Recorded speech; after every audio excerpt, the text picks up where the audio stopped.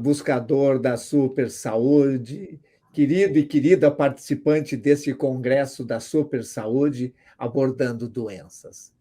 Nós estamos vendo que é possível curar doenças. Quando a gente fala em cura, está bem claro que trata-se de remissão completa, ou seja, diminuir a doença até o ponto de não precisar mais tomar medicamentos.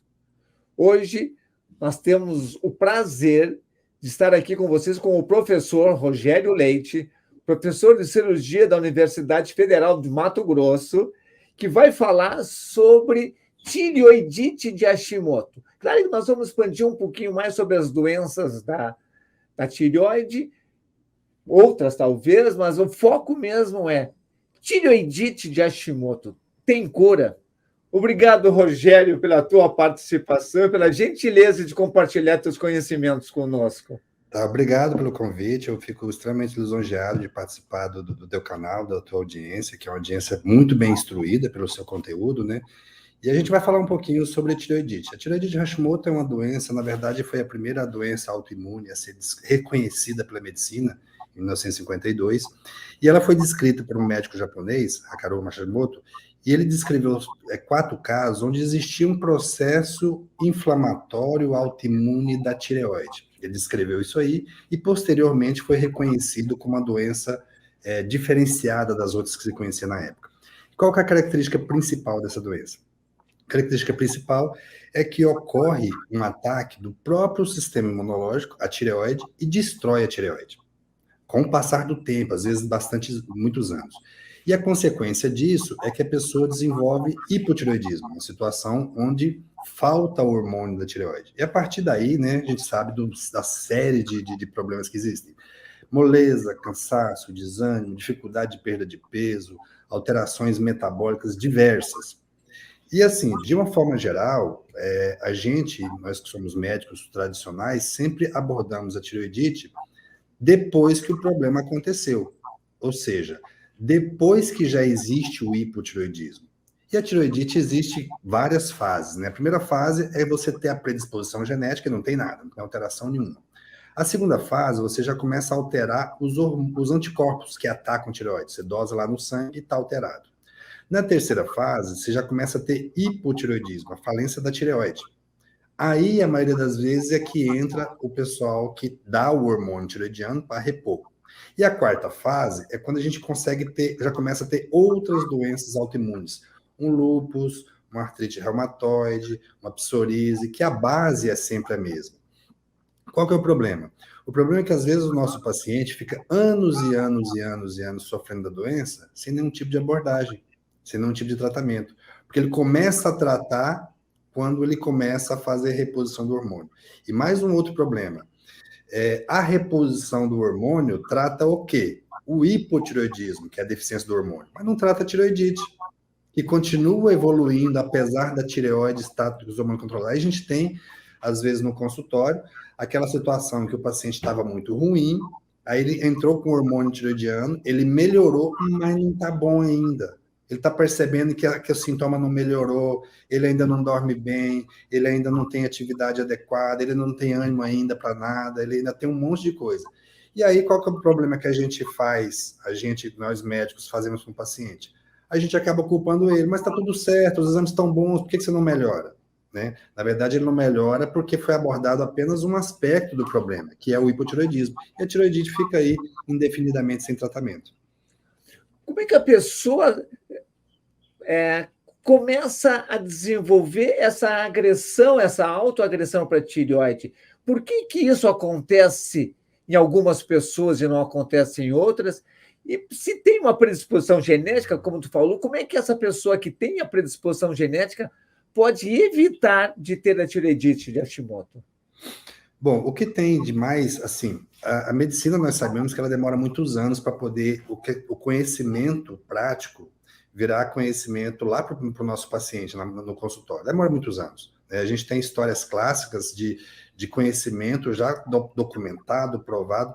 Eu vejo muito isso em relação ao câncer, onde alguém escuta na televisão, foi lançado um medicamento que pode curar o tal câncer. E aí, a pessoa acha que ele vai chegar amanhã no médico e o médico vai estar prescrevendo isso, vai dar tudo certo. E às vezes é uma pesquisa fase 2, fase 3, que vai demorar anos para chegar na prática clínica. Então, em relação à tireoide, existe muito conhecimento, doutor Ronaldo, a respeito da tireoidite. Mas ainda, infelizmente, não é prática clínica. Então, na maioria dos médicos que os nossos pacientes chegam, eles falam assim, olha, tireoidite não tem tratamento e não precisa tratar. Né? Na verdade, é porque não tem um conhecimento estruturado que favorece isso. Então, para que o nosso paciente tenha tireoidite, ele precisa de 3 fatores. Se não tiver esses 3, ele não vai ter. Primeiro fator, ele precisa ter uma predisposição genética. Então, essa predisposição genética, a gente vai perceber que várias famílias têm várias pessoas, principalmente mulheres, com o mesmo problema. Lembrando que as doenças autoimunes e as doenças de tireoide são 7 a 8 vezes mais frequentes nas mulheres. Então, elas foram premiadas nesse aspecto. Então, é mais comum nas mulheres. Primeiro, predisposição genética. Segundo fator, era um fator que vem sendo estudado cada vez mais e sendo cada vez mais compreendido. A gente precisa ter uma permeabilidade do intestino. O que é isso? O intestino é uma barreira. Tudo que a gente come é absorvido de forma adequada? Não, ele precisa selecionar. E aí, se você tem, por exemplo, uma dieta inadequada, se você tem, por exemplo, o uso de antibióticos, se você tem, por exemplo, o uso de antiácidos, ou qualquer outra coisa que altere essa permeabilidade do intestino, então aquele espaço que está fechadinho entre as células, uma do lado da outra, vai começar a entrar conteúdo, produto que vem da sua alimentação, que não é tudo que a gente come que é adequado, e vai cair na circulação sanguínea. Hora que isso aí é absorvido, isso estimula o sistema imunológico. Por quê? Porque ele reconhece que isso é estranho. E a hora que ele estimula o sistema imunológico, ele produz anticorpos, que podem atacar qualquer parte do corpo. Mas se você tem uma predisposição genética relacionada à tireoide, é aí que vai acontecer o ataque. E dependendo do tipo de alimento, é o tipo de estímulo. E aí você acaba atacando a tireoide. Então, eu falei de dois fatores: predisposição genética, alteração da permeabilidade intestinal, e o terceiro. O terceiro são os gatilhos que disparam esse processo autoimune. E aí nós temos que fazer uma avaliação individual de cada caso para saber qual que é o gatilho para cada um. Vou dar um exemplo muito simples. Estresse é um gatilho comum para isso. Mas tem gente que sofre um assalto hoje, por exemplo, a pessoa coloca a arma na cabeça e amanhã ela esqueceu. Tem gente que daqui 20 anos está com estresse pós-traumático por conta dessa situação, ou seja, o efeito é outro. Uhum. Então, quando eu pego os pacientes com tireoidite, eu falo o seguinte: olha, faça uma linha do tempo em relação à sua saúde. O que significa isso? O ano de 2010, como é que estava a minha saúde? O que aconteceu no Brasil, o que aconteceu no mundo, para ele se situar, onde é que estava. Eu percebi que esse ano eu tive muita infecção urinária, por exemplo. Mas infecção urinária por quê? Eu mudei de casa. Eu separei do marido ou da esposa. Então isso foi um gatilho para você. Quer dizer que o estresse é um gatilho para você. Eu mudei para casa da minha irmã e a comida dela é diferente, ela come muito tal coisa. Para você, então, isso pode ser um gatilho. Então, quando a gente constrói uma linha do tempo em relação à saúde, e a pessoa percebe que todo ano, em determinada época, ela tem gripe, por exemplo, todo ano ela tem infecção urinária, ele consegue identificar, para mim, este é o gatilho. Porque os gatilhos são individualizados. Então, tem pessoas... Os principais gatilhos são estresse, alimentos... uso de antibiótico, anticoncepcionais. Só para ter um exemplo, periodontite, infecção gengival é um gatilho para muitas pessoas. Mais de 10 a 12% das pessoas, em algum momento, tem infecção gengival, e aquilo cria placas e vai levar a inflexão crônica, estímulo crônico do sistema imunológico, né? Tem mulheres, por exemplo, que usam anticoncepcionais a vida inteira e não tem, teoricamente, maiores problemas relacionados a isso. Mas tem outras que isso altera até mesmo a conversão tiroidiana do T4, que a tireoide produz, em T3, que é o que age. E a pessoa faz um hipotireoidismo químico, vamos assim dizer. A tireoide produz o hormônio adequadamente, mas não converte para o hormônio ativo. Ou converte, mas não acopla de forma adequada no receptor. Aí qual que é o problema? Você dosa os hormônios tireoidianos e a produção está normal, e o paciente tem sintoma como se tivesse hipotireoidismo. Mas como é que você explica isso? Porque existe basicamente 4 pontos que podem ser falhos quando você tem um hipotireoidismo. A produção, ele pode produzir pouco hormônio. O transporte, ele pode ter o transporte inadequado. O acoplamento deste hormônio ao receptor. Se ele tiver outra estrutura que foi lá e ocupou o seu receptor, que o hormônio chega e não tem onde acoplar, é a questão da chave fechadura. E depois que acopla, ele tem que deflagrar a resposta dentro da célula. Qualquer uma falha desses produtos, dessas alterações, pode dar. Vou dar um outro exemplo que acontece com o estresse. A tireoide produz 80% da produção hormonal é o T4, mas o T4 não é o hormônio. O T4 é o pró-hormônio. Como é que eu sei que o T4 é o pró-hormônio? Não tem receptor para o T4, tem receptor para o T3. Então, o T4 é produzido, 80% T4, 20% T3 na tireoide, ele começa a circular e o T4 vai ser convertido em T3. O T3 é que chega no receptor, acopla e age. Só que se você tiver um cortisol elevado por conta do estresse, você atrapalha a produção a transformação do T4 em T3. Aí você vai lá, o paciente está com sintoma de hipotireoidismo, você dosa o T4, por exemplo, está tudo normal, e aí parece que não é nada disso, né? Então, o transporte também do T4, do hormônio tireoidiano, é afetado pelo estresse. Por quê? Na situação de estresse, você aumenta muito a produção de cortisol, e essa produção de cortisol vai ser transportada. E esse transportador, ele vai competir com o cortisol, que é o hormônio fundamental. E aí acontece, por exemplo, situações de estresse em que a pessoa tem problema de libido. Por quê? Porque o transportador de hormônio sexual, de testosterona, de outros hormônios, está sendo ocupado transportando cortisol, por conta do cortisol estar muito acoplado. Então, a gente tem que analisar com muito cuidado isso, porque nem sempre os exames dizem a verdade, se eles não forem interpretados de forma adequada. Então, a gente tem que analisar friamente cada caso e usar o exame como ferramenta complementar e não como o dono de toda a verdade. Perfeito. Você tocou num ponto que eu quero reforçar esse ponto. O indivíduo ele vai construindo gradativamente, através do seu estilo de vida inadequado, uma tireoidite ou um hipotireoidismo. Certo. E daí ele tem o diagnóstico e o médico prescreve lá o seu hormônio, o famoso Puran ou qualquer outro medicamento. E diz para ele que terá de tomar remédios para a vida toda, o que não é bem verdade.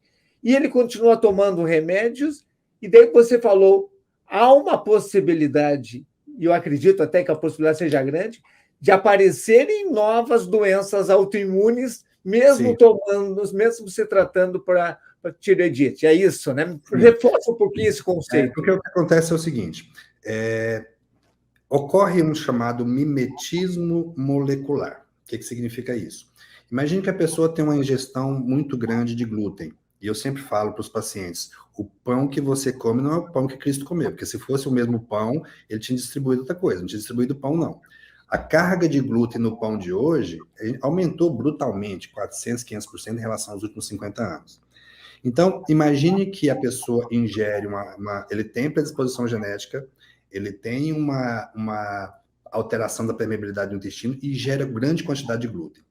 Este glúten, essa molécula quebrada, ela é muito parecida com a molécula da tireoide, né?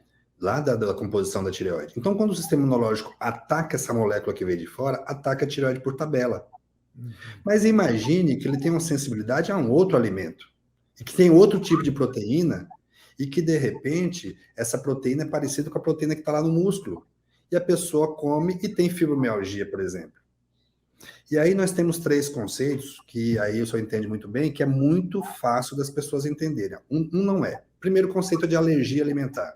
A pessoa comeu um camarão, pipoca tudo, daqui a pouco tem edema de glote e tem insuficiência respiratória. Ele tem alergia. É fácil identificar. A pessoa tem um segundo conceito, que é o conceito de intolerância alimentar. Ele toma leite, por exemplo, e daqui a pouco ele tem diarreia. Fala assim, não, eu sou intolerante a leite, eu não posso. Mas tem um terceiro conceito, que é um conceito muito pouco conhecido, difundido, até mesmo por alguns médicos, que é o conceito de hipersensibilidade alimentar. É ele comer alguma coisa, esse alguma coisa entra na circulação, esse alguma coisa estimula o sistema imunológico responde, cria anticorpos, e esses anticorpos atacam ele. E daqui 10 dias, ele tem uma dor de cabeça que ele não consegue explicar. Ele nunca vai associar essa dor de cabeça ao pãozinho de queijo que ele comeu semana passada. Porque o conceito de hipersensibilidade, por definição, ele é um conceito tardio, que ele depende de se absorver, estimular o sistema imunológico e o sistema imunológico atacar. Então, o que o sistema imunológico vai atacar? Depende do que você comeu. O que você comeu parece com o quê para o sistema imunológico atacar? Você pode ter uma artrite reumatoide, porque está atacando a articulação, você pode ter um lúpus, você pode ter um psoríase, porque está atacando a pele, porque tudo é proteína. O nosso cabelo é proteína, a pele, o fígado, a tireoide, o músculo, é tudo proteína. E aí, esse mimetismo, essa semelhança, é que vai definir o tiro errado que o seu sistema imunológico está dando em cima do seu corpo. É por isso que tratar apenas o hipotireoidismo dando hormônio não resolve o problema. Resolve o hipotireoidismo, mas é um pedacinho pequeno no meio desse monte de sintomas. E aí nossos pacientes são muito injustiçados, porque as pessoas, e até mesmo alguns colegas, me falam, não, você está inventando sintoma, porque você está falando que está sentindo. Eu fiz o diagnóstico, está corrigido, o seu exame melhorou, está aqui, ó, o seu hormônio tireoidiano, e você não melhora? O que está acontecendo? Então, eles são incompreendidos por conta disso, porque, assim, ocorre muitos sintomas e que não consegue explicar. Então, eu reforço, a gente realmente tem que ter cuidado nessa questão dos exames. Estou adorando conversar contigo, está bem didático, tenho certeza que os nossos participantes estão adorando. Então, nós temos, assim, dois conceitos muito fortes que você manifestou. O primeiro, que é possível buscar um estilo de vida para nunca ficar doente, nunca ter tireoidite. Segundo, se teve tireoidite e não fizer nada, vai ter outras coisas, vai piorar as coisas. E agora vamos para o terceiro passo. Infelizmente, um participante, um paciente tem uma tireoidite e quer ter uma remissão completa dessa tireoidite. O que ele tem que fazer? Bom, vamos entender a situação como um todo. Primeiro, vamos entender as fases da tireoidite, né? Você tem que ter três coisas: a predisposição genética, você tem que ter a permeabilidade do intestino e tem que ter os gatilhos. A predisposição genética você não vai controlar, você está com ela lá e pronto. Mas se você controlar os outros dois fatores, você entra em remissão e vai passar batido como se nunca tivesse tido nada, porque a predisposição genética não quer dizer nada. Eu falo isso muito para meus pacientes com câncer, que é a seguinte situação. A gente sabe que o sol é um fator de risco para câncer de pele. Sabemos. E sabemos que o albino, por exemplo, que não tem pigmentação na pele, tem muito mais tendência a ter câncer de pele. Mas se ele for albino e não for exposto ao sol, é possível que ele fique albino a vida inteira e, de repente, não desenvolva um câncer. É a mesma coisa que a tireoidite. O fato de ter a predisposição genética, mas você controla a permeabilidade. Como é que controla a permeabilidade? Você controla com alimentação. E você controla os gatilhos. Como é que controla os gatilhos? Identificando e eliminando, você pode passar a vida inteira com a tireoidite de Hashimoto curada. Curada, que eu digo do ponto de vista de remissão. Tá lá. Você desalinha para ver. Vai desalinhar e vai ter problemas, mas pode acontecer. Então, o que a gente precisa fazer é controlar os fatores que são possíveis de controlar. E aí tem outra coisa importante, que as pessoas perguntam muito. Mas eu estou tomando hormônio da tireoide. Se eu tratar a tireoidite, eu vou conseguir parar de tomar? Não dá para saber. Por que não dá para saber? Quando a tireoide produz hormônio, tá lá um monte de hormônio dentro da tireoide e ocorre um ataque autoimune em cima da tireoide. Esse ataque autoimune vai liberar um monte de hormônio que está armazenado lá. Então a pessoa pode ter hipertireoidismo. Aí, com a continuação do ataque, vai chegar um momento em que a tireoide não consegue mais produzir hormônio. Aí você tem hipotireoidismo. Então, na mesma doença, a gente tem tireoidite, hipertireoidismo e hipotireoidismo. Na mesma doença, só uma questão de tempo. Agora, se esse ataque autoimune da tireoide perdurar por muito tempo, o que vai acontecer? Vai destruir muitas células tireoidianas e a pessoa vai depender de hormônio pro resto da vida. Acabou, não tem jeito. Porque destruiu as células tireoidianas, você precisa do hormônio. Mas vamos imaginar que começou o ataque autoimune, alterou os exames, mas ainda tem reserva funcional na tireoide. Aí você muda a alimentação, tira os alimentos reativos, faz uma boa qualidade do sono, isso é importantíssimo. Eu conheço o seu programa de controle do sono, que é espetacular. Faz uma boa qualidade do sono, faz uma boa gestão do controle de estresse.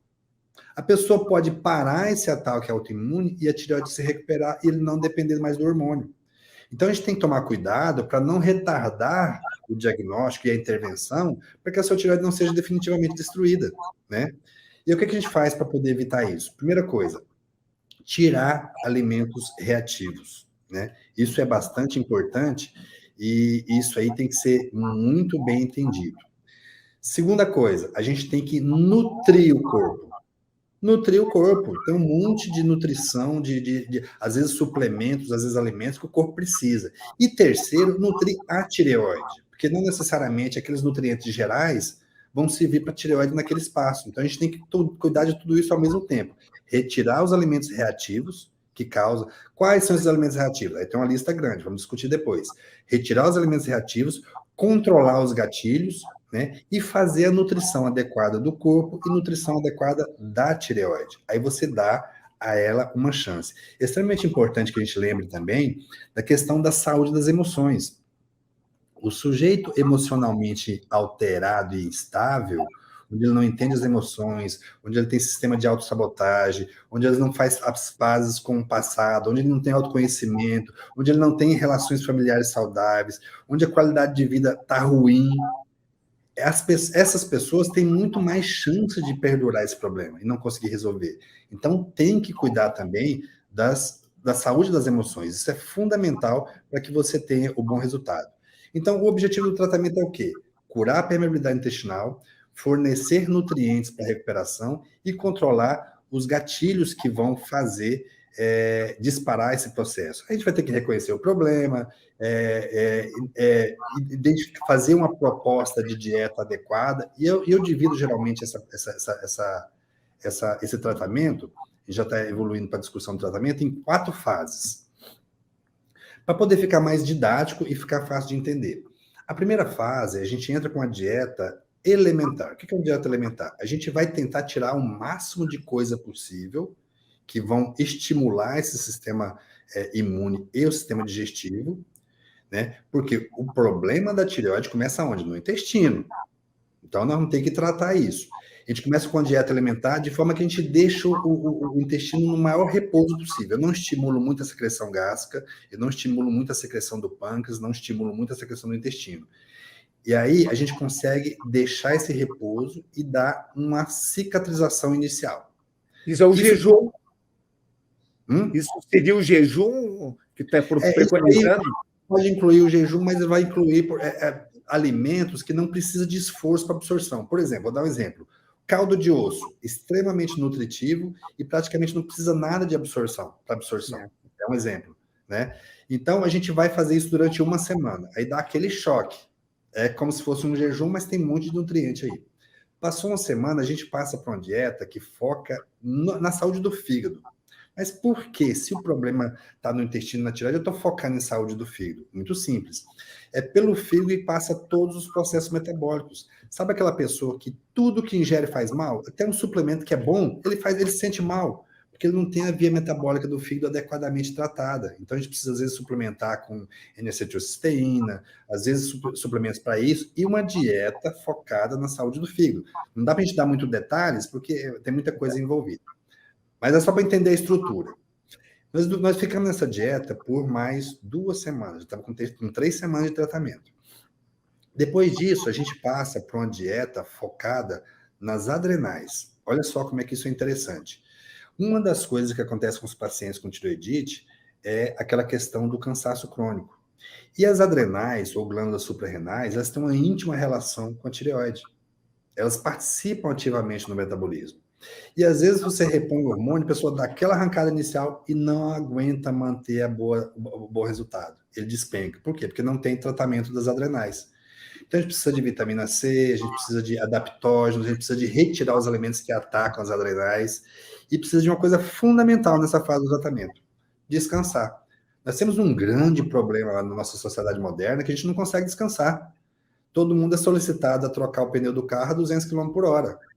E às vezes trocar 2 pneus ao mesmo tempo, porque tem problema com a família, tem problema no trabalho, por exemplo, né? Então isso acontece. Então nós temos que tratar as adrenais com adaptógenos, com suplementos e com dieta. Aí eu não posso ter, por exemplo, pimenta na dieta, que é um estimulante, eu não posso ter uma série de coisas relacionadas à alimentação que podem prejudicar isso aí. A gente gasta, uma das coisas responsáveis pelo cansaço crônico é o processo digestório.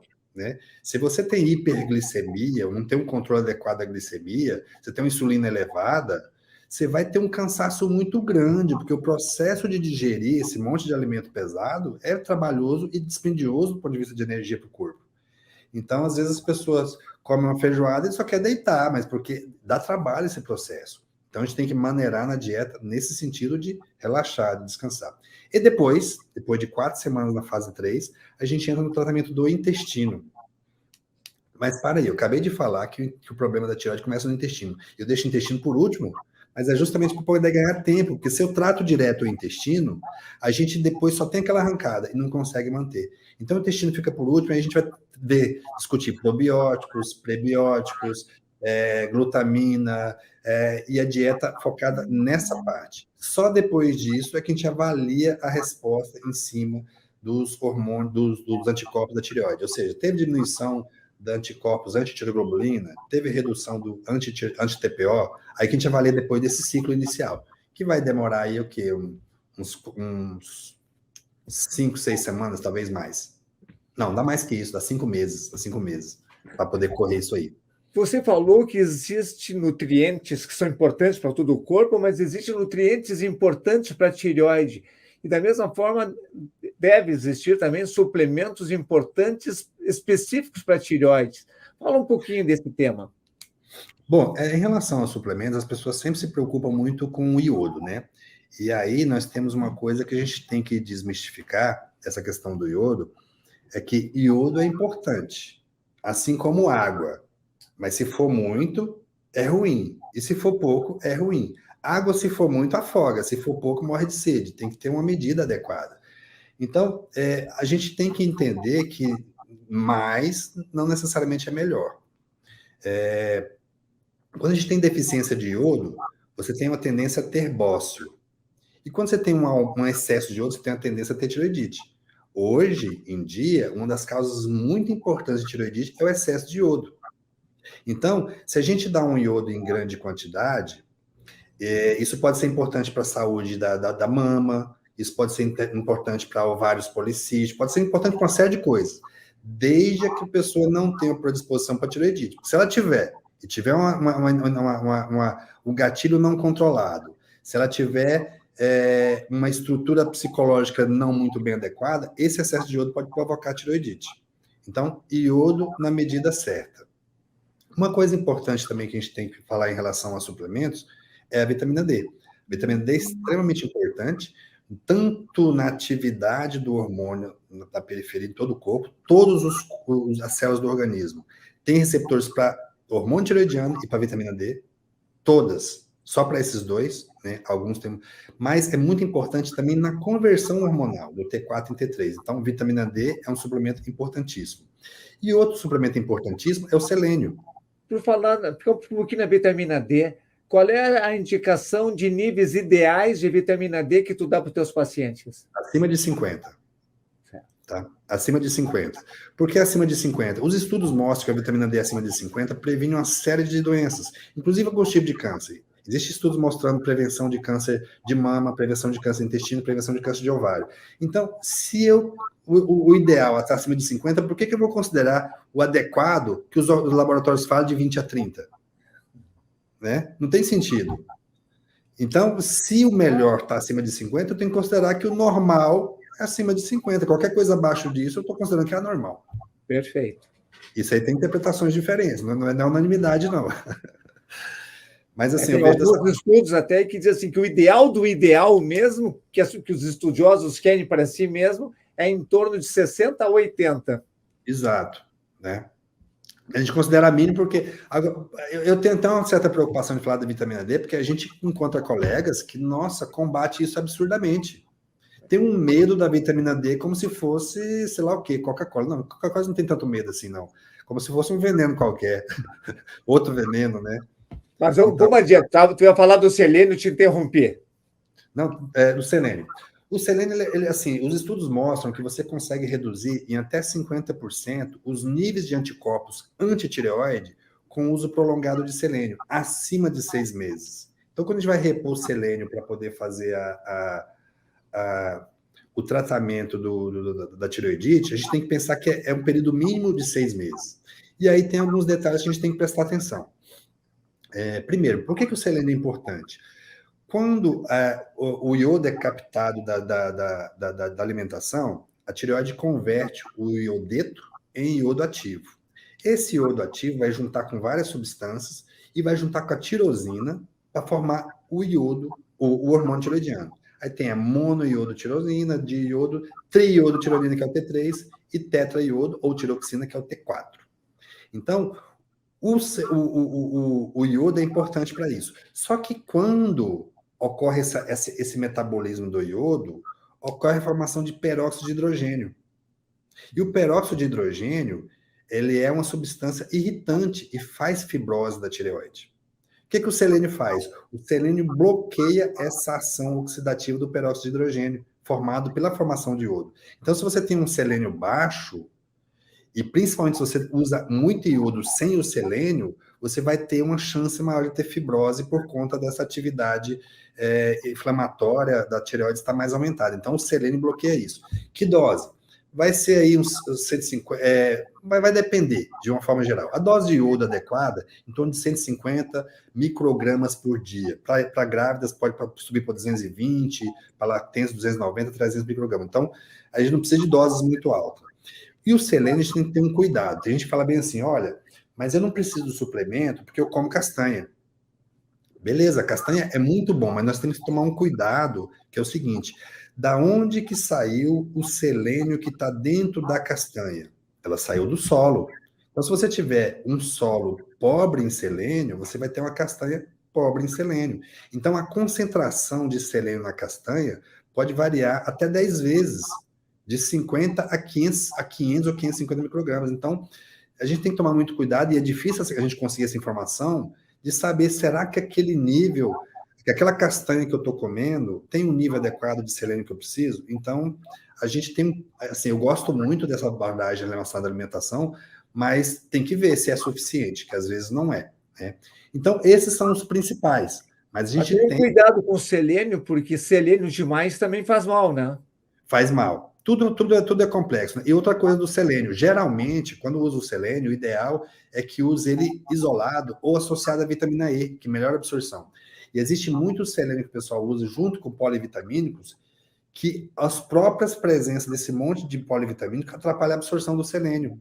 Então ele tem uma dosinha ali, pequena também nos ele tem uma dosinha pequenininha, e essa dosinha pequenininha fica perdida no meio dos outros e acaba não sendo absorvida. Então, é a pessoa que tem convicção que está fazendo tudo certo, mas não está tendo resultado, porque não aconteceu absorção. É que nem quando usa hormônio tiroidiano. Um cuidado fundamental no hormônio tiroidiano, tem que tomar em jejum. Ah, mas só em jejum é suficiente? Não é suficiente. Você tem que tomar em jejum e tem que dar 30, 40 minutos para dar tempo de absorver. Ah, a pessoa toma dose de 100 microgramas. Aí ele come, quem garantiu que absorveu 100? Pode absorver 20, 50, 30, 80 e fica aquela gangorra. Então você tem que ter um horário regular para tomar, de preferência de manhã em jejum, e dar um tempo de 30, 40 minutos, aí sim você tem uma vida normal. Porque se não der esse tempo, você pode atrapalhar na absorção. Tá maravilhosa, nós já estamos aqui com 33 minutos, mas tem um tema que você aborda muito nos teus vídeos no YouTube, que é o nódulo de tireoide. E existe um sonho entre as pessoas que têm nódulo de tireoide, que ouviram falar que a autofagia poderia diminuir e até eliminar o nódulo de tireoide. Tem verdade científica nisso? Infelizmente não tem. Na verdade, os nódulos de tireoide, a gente não sabe muito sobre eles. A gente maneja o resultado. O que significa isso? O que causa os nódulos? Na prática mesmo, de verdade, é só teoria. A gente não tem uma prova. E aí, por conta disso, a gente não trata a causa. A gente fica manejando a consequência. E uma das principais consequências que a gente pensa quando se fala de nódulo tireoidiano é a seguinte pergunta: será que esse caroço vira câncer ou é câncer? É a principal pergunta. Porque, assim, a gente não sabe direito por que ele surge. Antigamente era muito mais fácil. Falar, não, isso aqui é deficiência de iodo. Mas, assim, acabou. Em 1920, o mundo começou a usar iodo no sal. Em 1954, o Brasil começou a usar iodo no sal. E aí, o surgimento dos bostos por deficiência de iodo despencaram. Aumentou a tireoidite, mas os bostos despencaram. Então, na prática, A gente não tem uma causa. E a gente pode ter lesões sólidas, nós podemos ter lesões císticas, que são puro líquido, e também pode ter as lesões mistas no meio disso, né? Então, a principal preocupação é quando você tem lesão sólida, e essa lesão sólida pode, estatisticamente, em 5% dos casos, se tratar de um câncer, né? Então, a gente tem até, dependendo da estatística que a gente usa, até 60% das pessoas da população geral, principalmente a população feminina, tem nódulo tireoidiano, né? E muitos deles ou não sabem, ou sabem e convivem bem, eles não evoluem. Então, a gente acaba tratando o que sai da linha, que é aquele caso que, ou é um câncer, ou é aquele caso que, sem explicação, ele começou a crescer e começa a ter sintomas compressivos, blá, blá, blá, essas coisas todas, né? Mas, de uma forma geral, a gente acaba tratando a consequência. Uma coisa interessante também em relação à tireoide que a gente não falou, em relação ao diagnóstico clínico de hipotireoidismo, né? Que é a teoria da medida de temperatura basal, né, que pode ser usado como uma referência para a gente não depender tanto dos laboratórios. Como é que começou isso? Na década de 70, existia um médico americano, Broda Otto Barnes, e ele fez diversos estudos, ele acreditava que a população americana ele tinha mais ou menos uns 40% de subdiagnóstico de hipotireoidismo. Vamos voltar para os nós daqui a pouquinho, só vou contar essa história. Achava que tinha subdiagnóstico de hipotireoidismo até 40% dos casos. Por quê? Qual que era a teoria dele? Como é que era o raciocínio? A tireoide, ela é responsável pelas atividades metabólicas do corpo. Então, todas as atividades metabólicas, elas geram calor. Então, em última análise, a tireoide é responsável pela manutenção da temperatura do corpo. Se você tem uma temperatura do corpo muito baixa, significa que a sua tireoide não está dando conta de produzir adequadamente essas reações metabólicas, você tem uma baixa temperatura. Então, ele chegou à conclusão, nos estudos dele, que tem muito combate em relação a isso, é que pessoas que tinham temperatura basal abaixo de 36,5 tinham uma forte correlação com o hipotireoidismo, mesmo com os hormônios tireoidianos normais, né? Então, ele usava essa avaliação da medida da temperatura basal para poder definir as pessoas que tinham um risco maior de hipotireoidismo. E aí a gente tem que tomar cuidado em relação ao diagnóstico de hipotireoidismo por conta dos exames laboratoriais. O que eu quero dizer com isso? Se você pegar um exame de TSH, que é o exame ultrassensível para avaliar a função tireoidiana, você vai ver que o normal é de 0,5 até 4,5, até 5, mais ou menos, na maioria dos laboratórios. Agora, vamos parar para pensar. Olha só, eu tenho um exame que 0,5 está normal. Se ele dobrar, ele vai para 1. Se ele quadriplicar, ele vai para 2. Se ele aumentar 8 vezes, ele vai para 4. O que eu quero dizer? Eu tenho um exame que ele pode aumentar ou diminuir 10 vezes e ainda está normal. Ou seja, a precisão desse exame é muito baixa. Então, pode ter pessoas que estão com TSH de 3, por exemplo, e ele está muito bem.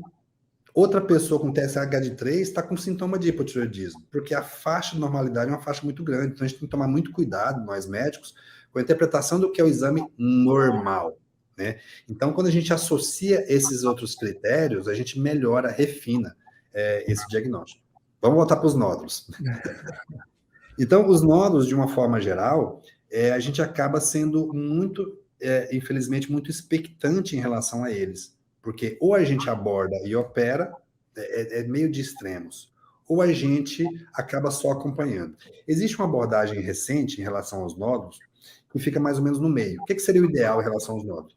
Você toma essa medicação aqui e ele desaparece. Isso não existe. Mas existe hoje uma outra abordagem que é a radiofrequência. Como é que é a radiofrequência?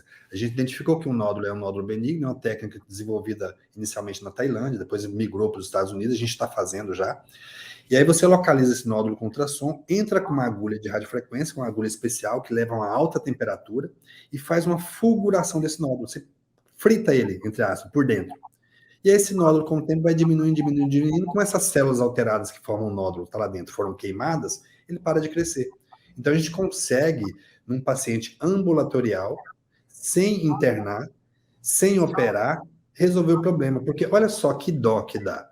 Você tem um paciente que tem nódulos da tireoide, nódulo grande, mas a tireoide está funcionando normal. A gente vai lá, opera, tira a tireoide e transforma ele em alguém que vai usar o hormônio pro resto da vida, porque desenvolve hipotireoidismo, né? Então, você pega um órgão que está todo É um carro velho, tá todo amassado, mas está andando bem.